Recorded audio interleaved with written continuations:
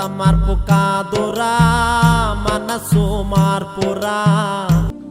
Religion related rights, మత సంబంధమైన హక్కులు మనము ఇందాక ధ్యానించుకుంటూ చూసాము. సో ఇందులో 25 ఆర్టికల్ మనం బాగా గమనిస్తే ఫ్రీడమ్ ఆఫ్ రిలీజియన్ కదా. You can preach Christianity, Islam, Hinduism. Example, a Christian can share the gospel publicly with in law. So మత స్వేచ్ఛ అనేది ప్రతి ఒక్కరికి ఉంది. మరలా చెప్తున్నాను, ఈ దేశము ఎవరి అబ్బసొత్తు కాదు. ఈ మతమే ఉండాలి అనే వాగే మరి వాళ్ళని ఏమంటాము డాష్, మీరు ఆలోచన చేసుకోండి. అది కరెక్ట్ అయిన పద్ధతి కాదు. అందరికీ సమాన హక్కులు అనేవి ఈ దేశం కల్పిస్తుంది. కొంత చదువుకుంటే అర్థమవుతుంది ఈ దేశము ఒక మత ప్రాధిక మీద వెళ్తున్న దేశం అయితే కాదు అని గుర్తుపెట్టుకోండి. మరి ఎవరికైనా తన మతాన్ని ప్రకటించే లేదంటే బోధించే హక్కు ఉంది అని గుర్తెరగాలి. ఉదాహరణకు మరి క్రైస్తవుడు బైబిల్ సువార్త ప్రకటించవచ్చు. చట్ట పరిమితిలో క్రిస్టియన్ స్కూళ్ళల్లో, క్రిస్టియన్ కాలేజెస్ అయితే ప్రకటించాలి, తప్పకుండా నేర్పించాలి. మతాన్ని బోధించొద్దు. మరలా చెప్తున్నా, కన్వర్షన్ ఎవరు చేయకూడదు. కన్వర్షన్ ఎవరు చేశారో మరి చరిత్రలో వాళ్ళకి తెలుసు. ఎవరు కన్వర్ట్ అయ్యారో వాళ్ళకి తెలుసు. ఇందాక మనం చెప్పుకుంటూ విన్నాము కూడా. కాబట్టి బౌద్ధ మతంలోకి వెళ్ళిన మతము ఫస్ట్ మీరు, తర్వాత మళ్ళీ క్రైస్తవుని అడాప్ట్ చేసుకునేది మీరు.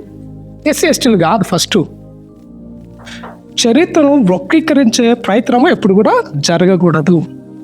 చరిత్రలో కన్వర్ట్ అయినది బ్రాహ్మణ్స్ అయిన వారు మొట్టమొదటిగా మరి క్రైస్తవ్యాన్ని స్వీకరించారు. కాబట్టి నేటి సమాజంలో చిన్న చూపు చూస్తూ మరి వాళ్ళ మీద దాడులు చేయడానికి కూడా తప్పు. అలా రాజ్యాంగం చెప్పడం లేదు. సో మత స్వేచ్ఛ అనేది అందరికీ ఉంది. ఇష్టం ఎవరు ఏ మతం లేకైనా వెళ్ళవచ్చు. అసలు మతమే వద్దనుకుంటే ఇంకా మంచిది.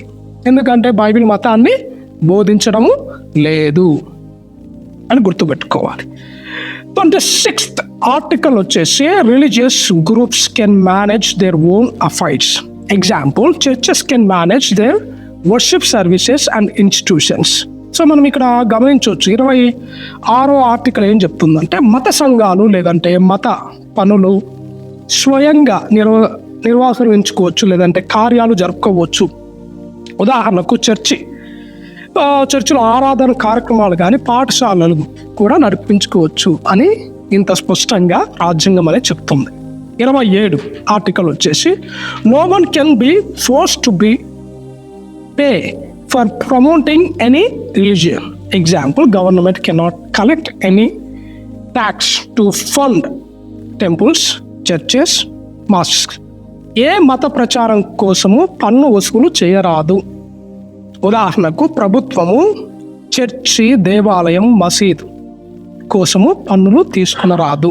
ప్రభుత్వము అడగదు, ప్రజలు కూడా తీసుకోకూడదు.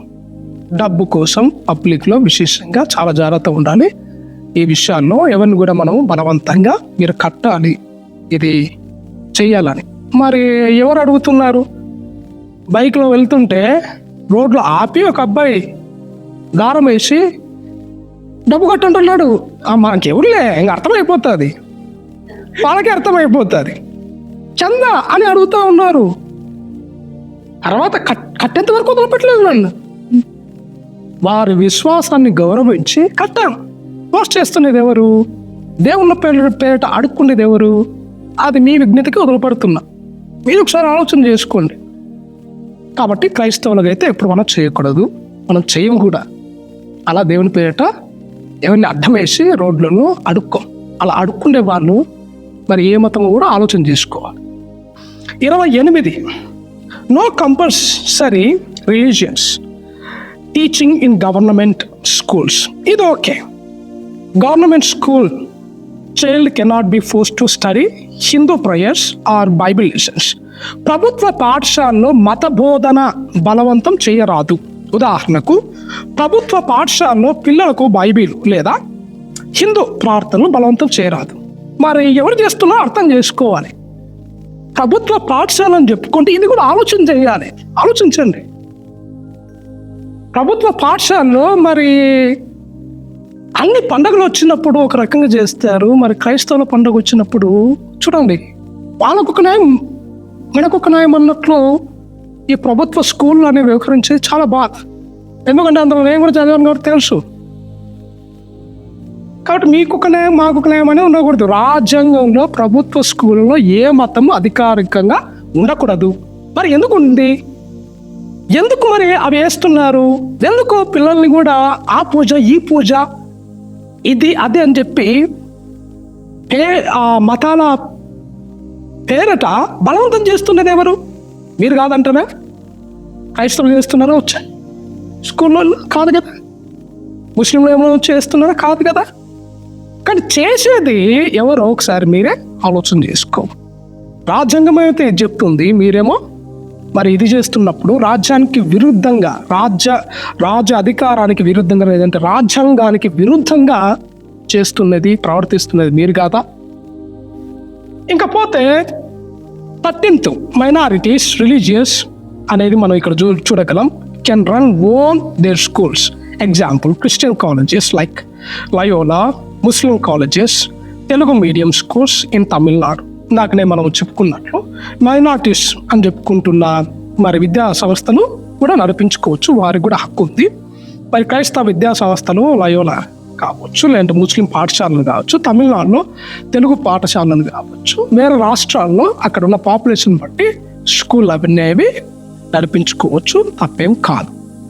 సో ఇది మత సంబంధమైన హక్కుల గురించిన వివరణ ఆర్టికల్ రాజ్యాంగము చెప్తున్న విధానం.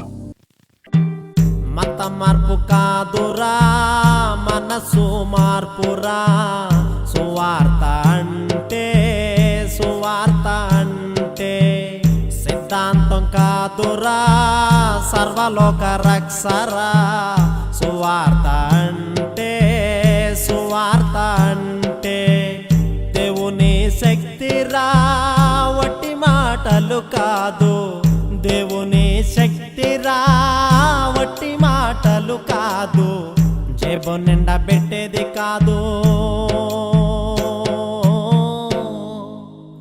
జీవితాలు మార్చేదిరా.